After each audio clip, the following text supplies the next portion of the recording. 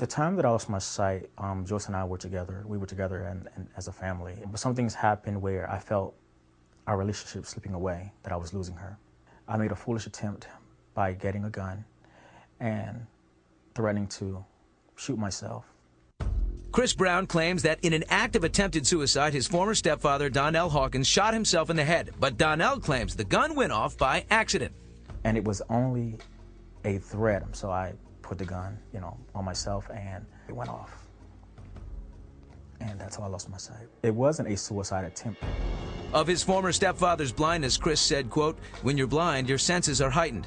But he used to hit my mom. I remember one night he made her nose bleed." I know that Chris misunderstood that incident. Yes, there was an incident where she ended up with a bloody nose, and I remember it. I had been out one night with another female, and I came home that morning, and she was very upset, and I understood that. Tempers flared, and in my attempt to console her, as I usually did, I got up to walk towards her, and I tripped. Our faces hit, our heads collided. There was no kind of domestic violence.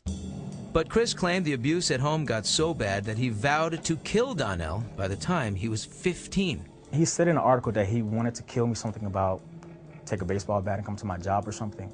The irony of that is that we spent time together after that point, and even before he actually became successful, and there was never any signs of anger, abuse, violence. But Donnell admits he did get physical with Chris on one occasion.